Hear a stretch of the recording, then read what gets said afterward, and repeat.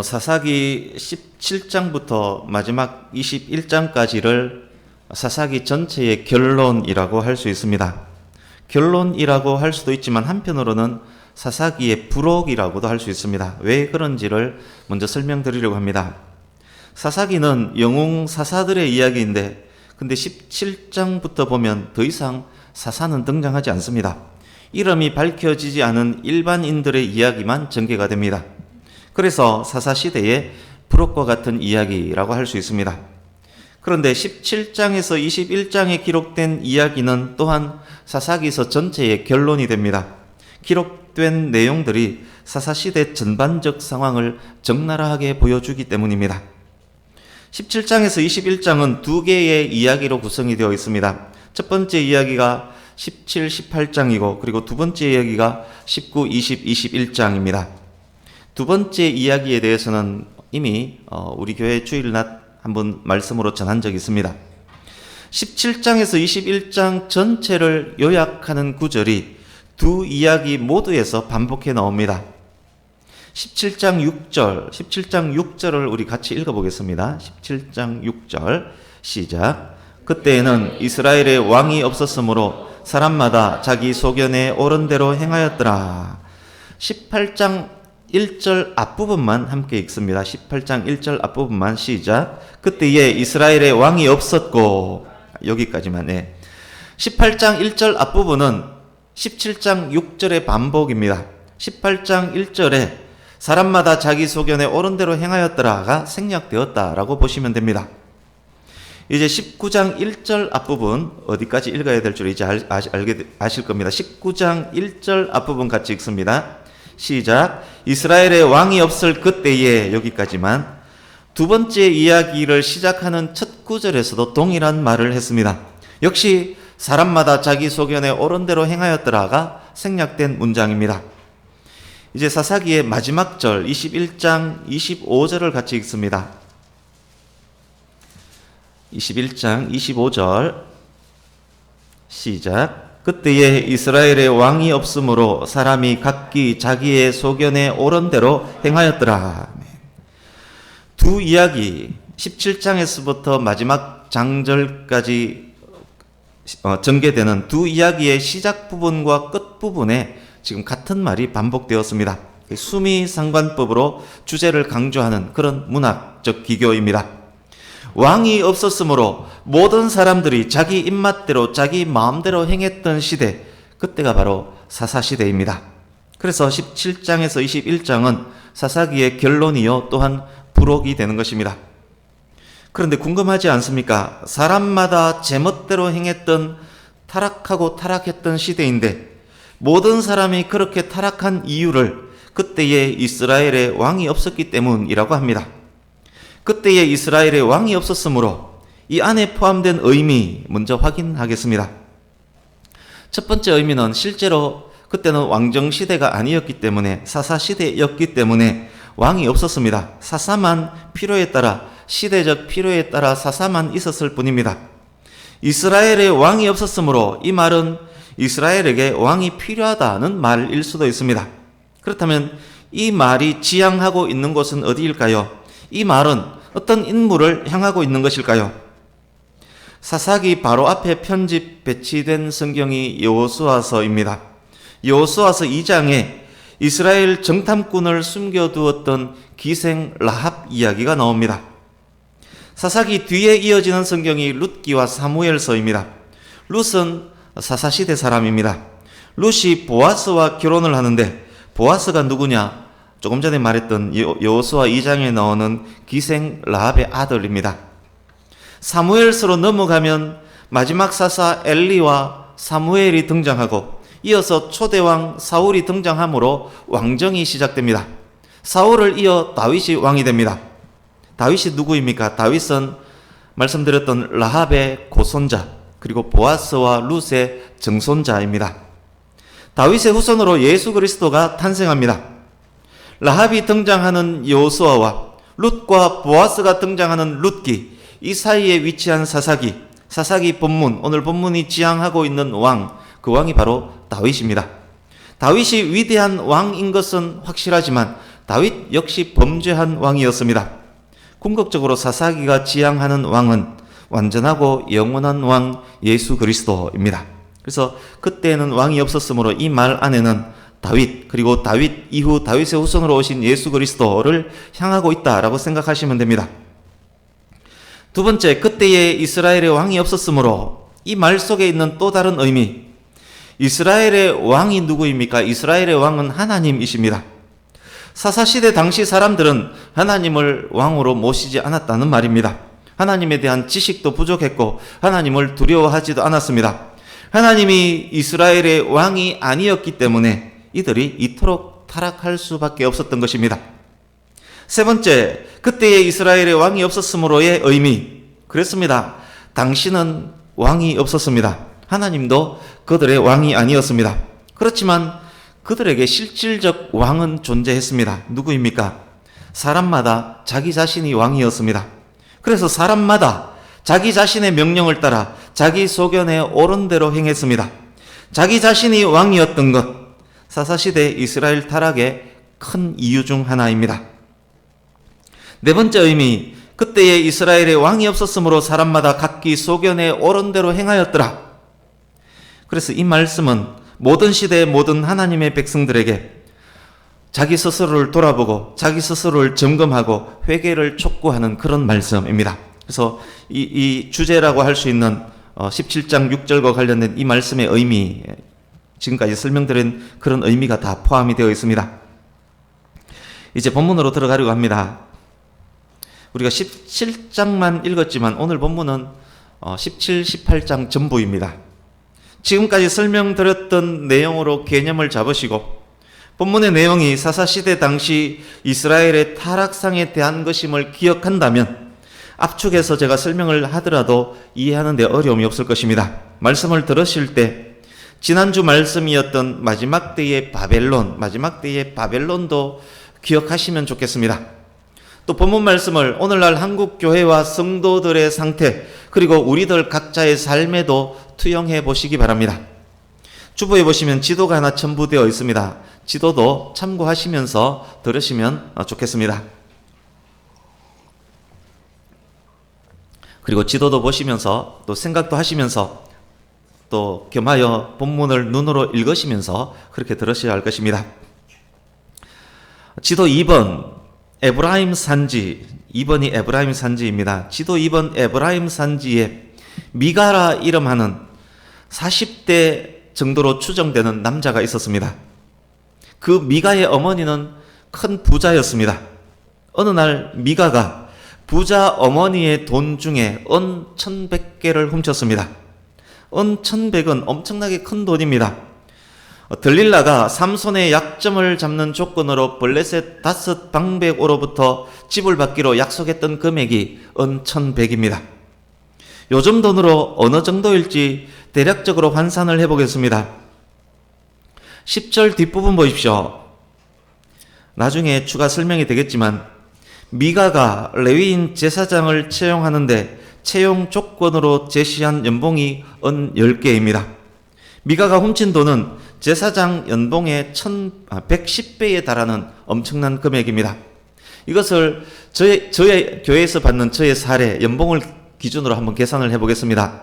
제가 교회에서 받는 사례 아시겠지만 연 1,560만 원입니다. 저의 사례 기준으로 환산하면 은 1,100은 1,560 곱하기 110, 17억 1,600만 원입니다. 개척 교회니까 그 정도이지만 일반적 기준으로 보면 여기에 있는 은 1,100은 오늘날 기준 최소 60억 이상은 되는 듯합니다. 60억이란 엄청난 돈을 도둑맞은 어머니, 아들이 훔쳐간 줄 모르고 훔쳐간 사람을 막 저주합니다. 그냥 저주로만 멈추지 않습니다. 아마 저주하는 주술의식까지 행했던 듯합니다. 그 저주의식에 놀란 아들 미가, 내가 훔쳤습니다, 이실직고합니다. 아들의 고백에 놀란 어머니, 저주한 것을 주워 담기 위해서인지 내 아들아, 네가 여호와께 복받기 원한다. 이번에는 여호와의 이름으로 아들을 축복합니다. 이방 주술로 저주를 퍼부었다가 이제는 하나님의 이름으로 아들을 축복합니다. 이어지는 이야기는 더 가관입니다. 어머니가 아들 미가에게 말합니다. 은 1,100은 내가 내 아들 미가를 위해서 우상 새겨 만들려고 여호와께 드렸던 헌금이다. 그러니 이 돈을 네게 도로 주마. 하나님께 이미 드렸던 것인데 잃어버렸다가 다시 찾았으면 다시 하나님께 드려야지 아들에게 주는 것은 또 무슨 경우입니까? 더 희한한 것 있습니다. 어머니의 돈을 도둑질까지 했던 미가가 어머니가 돈을 줄 때는 이번에는 또 받지 않습니다. 그러자 어머니는 은 1,100 중 200으로 우상 제작을 의뢰합니다. 만든 우상이 미가의 집으로 배달 설치됩니다. 그 영화 중에 착한 놈, 나쁜 놈, 이상한 놈이라는 영화가 있습니다. 여기에 미가와 그 어머니는 나쁜 놈과 이상한 놈 중간점에 있는 듯 합니다. 참으로 이상한 그런 사람들입니다. 이해가 되지 않는 그런 행태를 하고 있습니다. 5절 보십시오. 미가는 개인 신당을 갖고 있었습니다.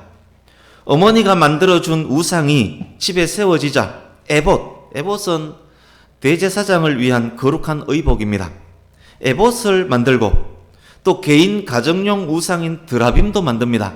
드라빔은 기억나십니까? 그 옛날 야곱의 아내 라헬이 아버지 라헬에게서 훔쳤던 가정 수호신 우상 드라빔입니다. 하나님의 제사장에게 필요한 에봇을 만들고 또 우상 숭배용인 드라빔도 이때 만듭니다. 뿐만 아닙니다. 자기 아들 중 한 명을 개인 신당의 제사장으로 세웁니다. 뒤죽박죽 엉망진창입니다. 개인 신당을 두고 우상을 섬기고 또 하나님을 겸하여 섬기고 있습니다. 레위인 중 아론의 후손만이 할 수 있는 제사장을 레위인도 아니고 아론의 후손도 아닌 자기 아들로 자기 집 제사장을 세웁니다. 17장 1절에서 6절 여기에서만 벌써 10계명 중 5개 이상을 범했습니다. 다른 신을 섬겼고 우상을 만들었고 우상을 숭배했고 여호와의 이름을 망령되이 불렀고 불효했고 도둑질했고 탐심을 했습니다. 5개 어겼습니다. 17장 6절을 보십시오. 이 모습을 보고 있던 사사기의 해설자 기가 차지 않습니다. 그래서 한마디 합니다. 그때에 이스라엘의 왕이 없었으므로 모든 사람들이 자기가 하고 싶은 대로 막 행하였다. 이제 7절 이하입니다. 베들레헴에 살았었던 한 레위인 청년이 등장합니다. 베들레헴이 살기가 어려웠던지 다른 거주할 곳을 찾아서 생업을 찾아서 어슬렁어슬렁 다닙니다. 레위인에게는 주어진 기업이 없었기 때문에 레위인 생계에 대한 책임은 다른 지파들에게 있습니다. 백성들의 무책임함이 어슬렁거리는 레위인들을 지금 만들었습니다. 오늘날 갈 곳 없어 어슬렁거리는 목회자의 모습 이 안에서 보입니다. 레위인 청년이 우연히 미가의 집에 왔습니다. 그가 레위인임을 미가가 알았습니다. 레위인이 아닌 자기 아들로 제사장 삼아서 마음이 찝찝했던 미가가 제사장을 내는 레위 가문의 청년을 만나니 너무 반가웠습니다. 그래서 그 청년을 미가 자신을 위한 제사장으로 채용하려고 시도합니다. 이렇게 말합니다. 레위인 청년이여, 나를 위해 나의 아버지와 제사장이 되어주라. 연봉은 은 10개, 숙식 제공, 피복비 제공이다. 그런 조건으로 스카웃을 합니다. 레위인 청년이 만족해하면서 근로계약서에 도장을 찍습니다. 하나님의 집은 실로에만 있어야 하는데 미가 개인을 위한 짝퉁 하나님의 집이 만들어졌고 짝퉁 제사장이 짝퉁 하나님의 집에서 짝퉁 제사장 직무를 수행합니다. 때로는 미가의 아버지처럼 때로는 미가의 아들처럼 그 역할을 감당합니다. 그렇다면 미가가 이렇게 개인 신당을 만들고 우상을 만들고 에봇과 드라빔을 만들고 레위인을 가정제사장으로 채용하면서까지 이토록 많은 투자를 하는 이유가 무엇일까요? 17장 13절 우리 같이 읽습니다. 17장 13절 시작. 이에 미가가 이르되 레위인이 내 제사장이 되었으니 이제 여호와께서 내게 복 주실 줄을 아노라 하니라. 하나님의 복을 받기 위해서입니다. 종교적인 어떤 물건과 또 종교적인 어떤 제도 그리고 좋은 신학대학 나온 목회자를 통해서 하나님을 조종할 수 있다라고 생각한 것입니다. 돈 많은 종교인과 소명을 잃은 목회자가 쿵짝해서 서로의 필요를 채워주고 있는 장면입니다. 어떻게든 복받기 원하는 성도와 어떻게든 출세하고자 하는 목회자가 손발이 맞았습니다. 자기만의 하나님을 만들어서 자기만의 방식으로 하나님을 섬기고 있습니다. 이제 18장입니다. 이야기는 새로운 방향으로 확대 전개가 됩니다. 지도를 보십시오. 주보에 있는 지도. 최초 단지파가 분배받았던 땅은 1번 지역입니다. 그런데 단지파에게 어떤 문제가 생겼습니다. 오늘 본문 표시해 두시고 사사기 1장 34절을 읽습니다. 몇 주 전에 나눴던 말씀이기도 합니다. 사사기 1장 34절 같이 읽습니다. 시작. 아모리 족속이 단 자손을 산지로 몰아넣고 골짜기에 내려오기를 용납하지 아니하였으며 단 지파가 최초에 정착했던 그 땅에 제대로 정착하지 못했습니다. 아모리 족속이 산지로 단 자손을 몰아넣어놓고 골짜기로 못 내려오도록 그렇게 막아버렸기 때문에 단 자손은 거기에 갇힌 형국을 띄었습니다. 또한 단 자손이 분배받았던 1번 이 지역은 블레셋이 버티고 있는 지역입니다. 사사기 13장에서 16장에 보면 삼손 이야기가 나오는데 삼손과 한판 벌였던 지역이 바로 블레셋, 그 지역 터줏대감과 같은 그런 종족입니다. 그래서 그 자리에서 제대로 버티지 못하고 단지파는 다른 지역을 찾기 시작했습니다. 다시 본문으로 오시면 됩니다. 단지파에서 새로운 땅을 찾기 위해서 정탐꾼 5명을 파견합니다. 5명의 정탐꾼이 지도 2번 에브라임 산지에 있는 미가의 집에서 유숙하게 되었습니다. 정탐꾼들이 미가 집의 제사장 레위인 청년에게 관심을 갖기 시작합니다. 그 청년이 어찌 여기에 머무르게 되었는지 자세한 이야기를 듣습니다. 보면 여기 정탐꾼들도 아무 생각이 없습니다. 그들이 하나님을 안다면 레위인 청년의 잘못을 지적하고 바른 길을 가도록 권고했어야 했습니다. 그러나 오히려 레위인 청년에게 제사장 권위를 인정하고 그에게 하나님의 뜻을 묻습니다. 짝퉁 제사장이 정탐꾼이 듣고 싶어하는 말들로, 듣기에 좋은 말들로 짝퉁 하나님의 말씀을 전합니다. 이렇게 말합니다. 평안히 가십시오. 하나님께서 여러분들의 길을 잘 인도하실 것입니다. 그렇게 하나님의 말씀을 가짜로 듣기 좋은 말로 전합니다. 짝퉁 제사장의 짝퉁 축복의 힘을 얻은 정탐꾼들, 지도 3번 가나안의 북쪽 끝 라이스까지 이르러 정탐 활동을 합니다. 정탐꾼들이 드디어 3번 라이스 지역에 도착했습니다. 가보니까 그곳은 바깥 세상에서 고립된 지역이었습니다. 평온합니다. 안전합니다. 마치 동막골 사람들이 살았던 그 지역과 같은 곳이 지금 현재 라이스 지역입니다. 라이스에 대해서 표현한 단어 중 8장 7절에 평온하며 라는 단어가 있고 8장 27절에 한가하고 라는 단어가 있습니다. 원어는 샤카트로 두 단어 모두 동일합니다. 샤카트는 사사기 초반 하나님께서 주신 평안함을 말할 때 사용되었던 단어입니다. 라이스에는 샤카트, 평온함이 있었습니다.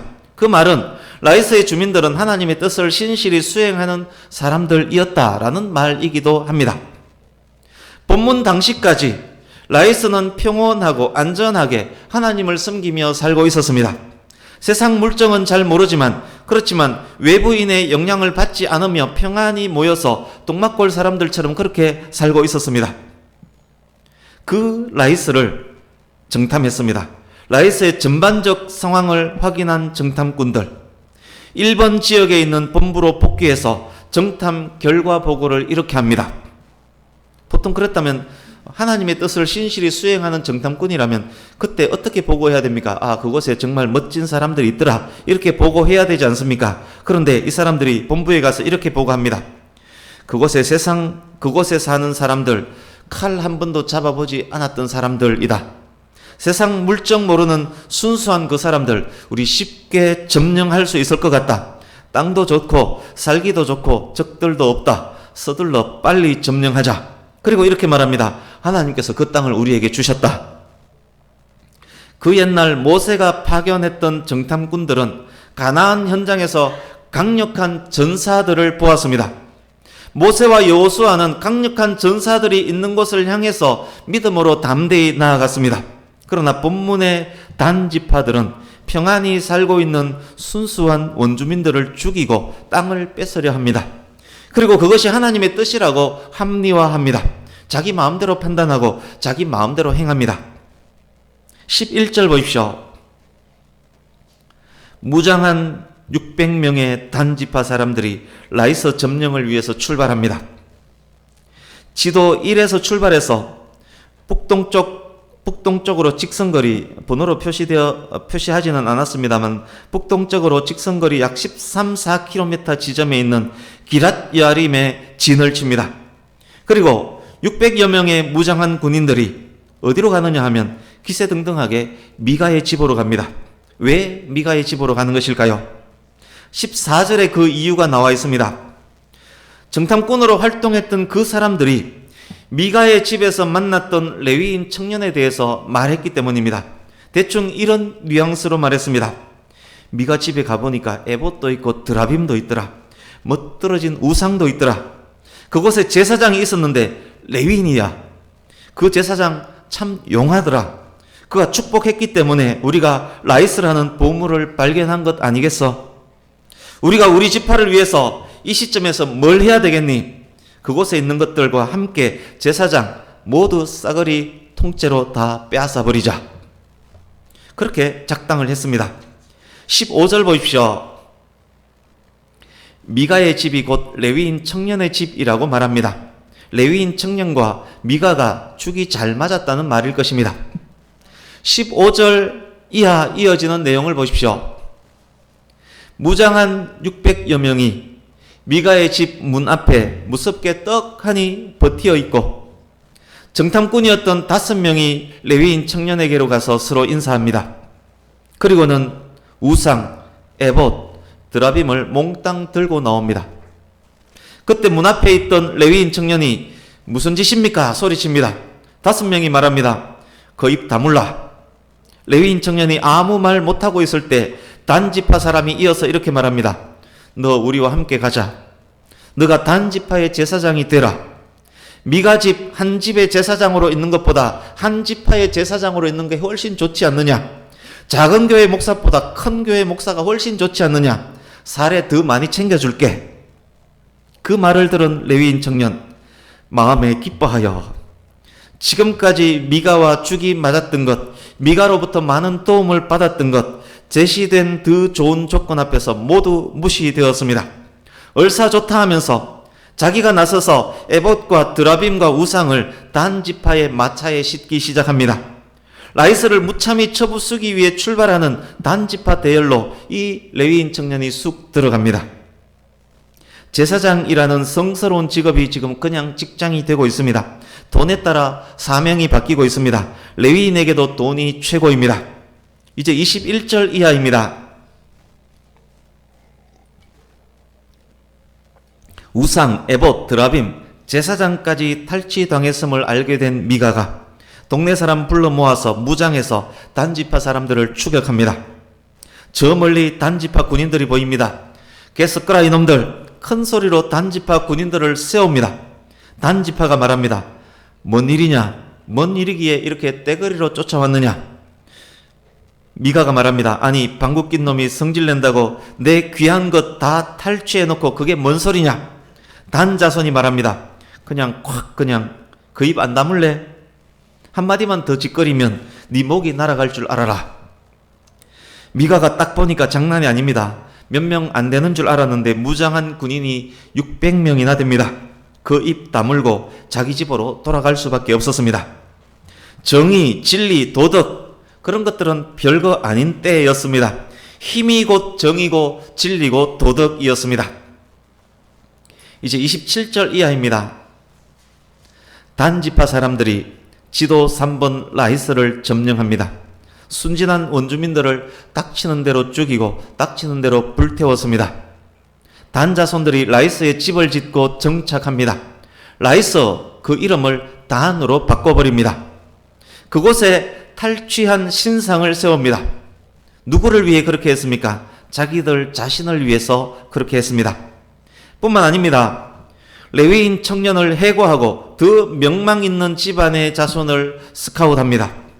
모세의 손자 게르솜의 아들인 요나단이 단지파 제사장으로 채용됩니다. 요나단의 아들들이 대대로 단지파의 제사장 역할을 수행합니다. 여기에 더 명망이 있는 다른 집안 자손을 채용했다라고 제가 설명을 드렸지만 어쩌면 17장에 등장했던 레위인 청년이 요나단이었을 수도 있습니다. 학자들마다 분분하기 때문에. 그렇지만 단지파의 행태를 봐서는 더 새로운, 더 명망 있는 집안의 자손을 제사장으로 채용했을 가능성이 많을 것 같아서 제가 그렇게 설명을 했습니다. 하나님의 성막이 실로에 있을 동안에 단 자손에게는 그곳에 별도의 신상이 계속 있었습니다.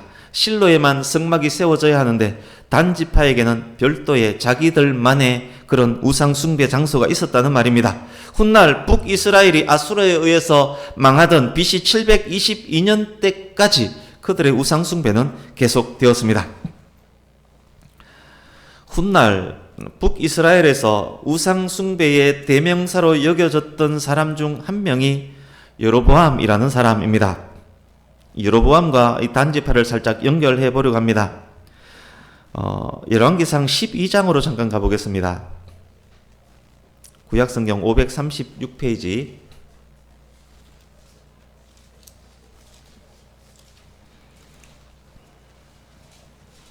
열왕기상 12장 28절 29절을 같이 읽습니다. 열왕기상 12장 28절 29절 여로보암이 했던 행태 중에 한 부분입니다. 같이 읽습니다. 시작. 이에 계획하고 두 금송아지를 만들고 무리에게 말하기를 너희가 다시는 예루살렘에 올라갈 것이 없도다. 이스라엘아, 이는 너희를 애굽 땅에서 인도하여 올린 너희의 신들이라 하고 하나는 베델에 두고 하나는 단에 둔지라. 여로보암이 금송아지를 만들어서 하나는 단에 두고 하나는 베델에 두었습니다. 성경에서 이스라엘 전체 땅을 일컬 때 지도 3번에서 4번까지 단에서 브엘세바까지라고 합니다.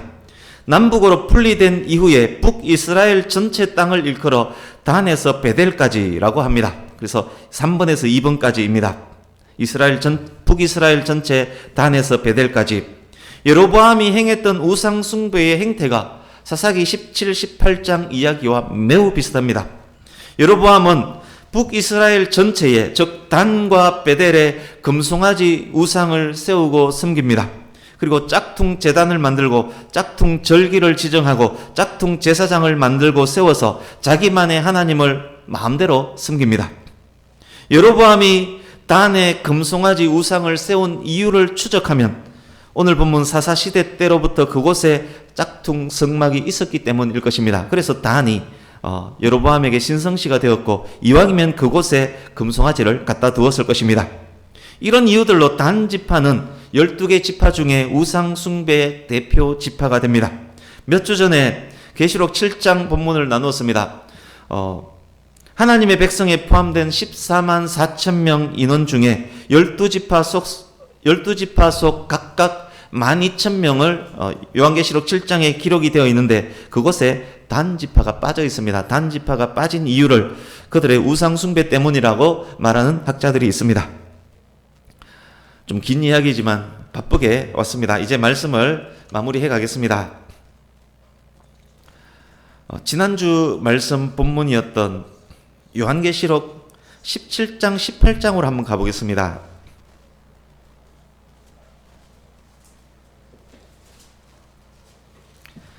요한계시록 17장을 먼저 한번 보십시오. 지난주 말씀드리기를 여기에 엄려는 종교 혼합, 종교 통합과 밀접함을 말씀드렸습니다. 18장 3절 보시면 음행, 우상숭배를 일컫는 말입니다. 또 바벨론이 사치했습니다. 사치를 위해서 많은 사람들을 괴롭혔다는 말입니다. 18장 7절 자기 일을 영화롭게 합니다. 스스로를 여왕이라고 일컬었습니다. 자기 자신이 왕이었다는 말입니다. 13절 이하 쭉 보십시오. 돈이 최고였습니다. 돈이 힘이고 권력이었습니다. 돈을 위해서는 사람의 영혼까지 사고 팔았고 사람을 죽였습니다. 24절 무수한 성도들을 자기 소견대로 무수히 죽였습니다. 종말의 때 가장 타락한 시대 때 인간의 모습들이 이스라엘 역사상 가장 타락했었던 한때 사사시대와 매우 비슷합니다. 하나님의 백성 이스라엘이 타락했는데 하나님의 백성이 타락하고 보니 그 모습이 마치 바벨론의 모습과 비슷합니다. 아무리 하나님의 백성일지라도 타락하면 그의 모습은 바벨론이 되어버립니다. 아무리 교회라 할지라도, 아무리 성도라 할지라도, 아무리 목회자라 할지라도 타락하면 그의 모습은 바벨론처럼 되어버립니다. 하나님을 향한 순수 신앙은 사라집니다. 하나님도 섬기고 세상도 섬깁니다. 교회에서 예배도 하고 점집에 가서 점도 봅니다. 돈이라면 무슨 짓이든 다 합니다. 출세를 위해서라면 무슨 짓이든 다 합니다.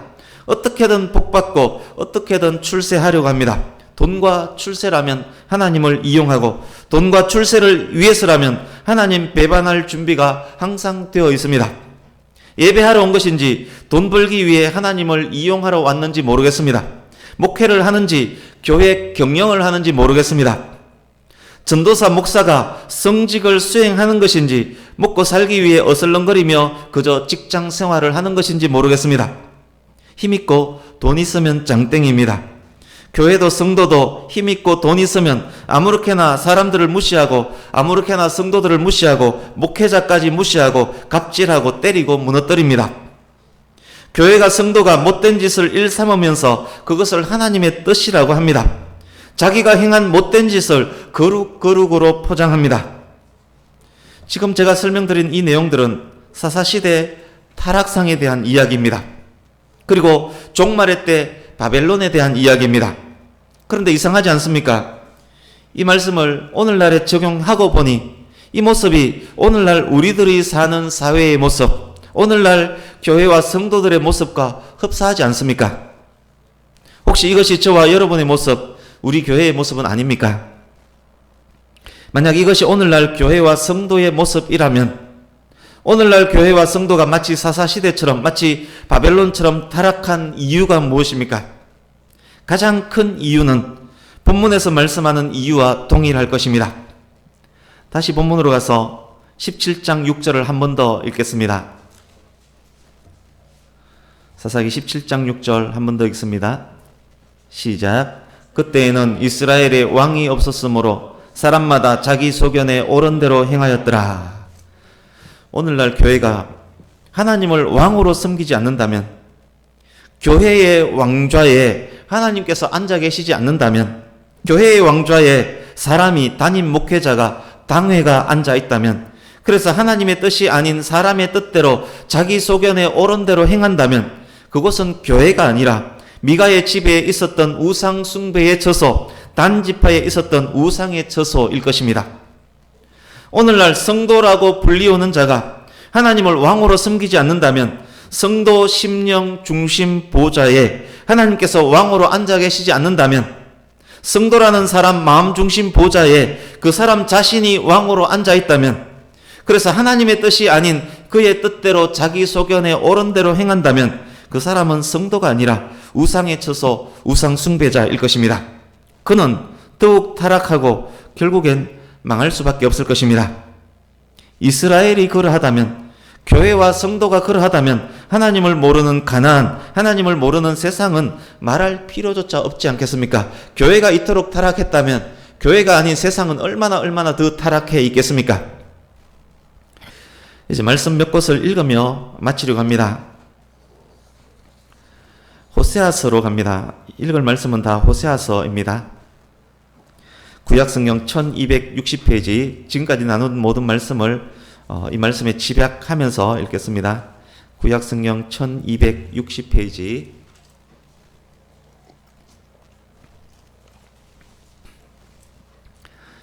호세아서 4장 6절을 같이 읽습니다.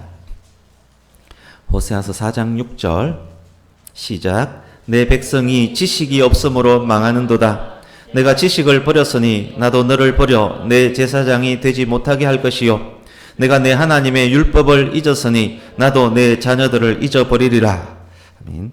호세아서의 주제는 율법을 무시하고 우상 숭배하는 이스라엘, 특히 이스라엘 지도자에 대한 경고에 대한 말씀입니다. 하나님에 대한 지식이 부족하면 이런 일들이 일어날 수 있습니다. 하나님에 대한 지식 부족은 우상 숭배하며 자신을 왕으로 섬기며 자기 멋대로 행하는 사람으로 만들 것입니다. 결국 그 사람은 망하게 될 것입니다. 호세아 6장 6절 같이 읽습니다. 호세아서 6장 6절 시작. 나는 인애를 원하고 제사를 원하지 아니하며 번제보다 하나님을 아는 것을 원하노라. 아멘. 하나님께서는 이웃 사랑 없이 하나님의 뜻 행하는 것 없이 예배하고 헌금하는 것 원하지 않습니다. 그것은 하나님을 모르는 자, 자기가 왕으로 있는 자들의 행태, 자기 명예를 위한 자들의 행태입니다. 하나님께서는 하나님을 제대로 알기를 원하십니다.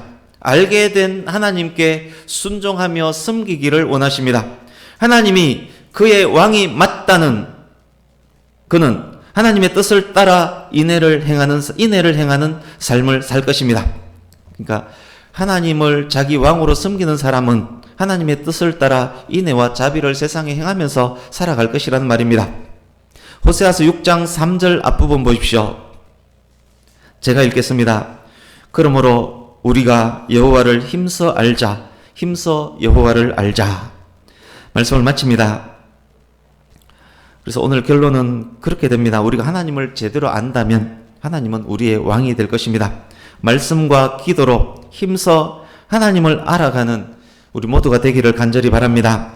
예배와 말씀과 기도로 하나님께서 우리의 왕이심을 더욱 확실히 알아가시기 바랍니다.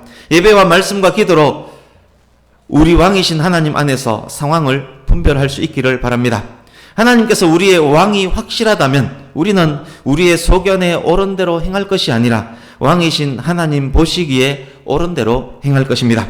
왕이신 하나님을 온전히 섬기는 성도 되시기를 축복합니다. 삶의 인격의 열매, 거룩의 열매가 주렁주렁 맺히기를 예수님 이름으로 축복합니다. 하나님의 백성으로, 왕이신 하나님의 백성으로 더욱 살아가시는 우리 모두가 되기를 예수님 이름으로 축복합니다. 그것이 바로 바벨론을 떠나라는 하나님의 말씀에 순종하는 것입니다. 그것이 망하지 않고 사는 길입니다. 아멘. 기도하겠습니다.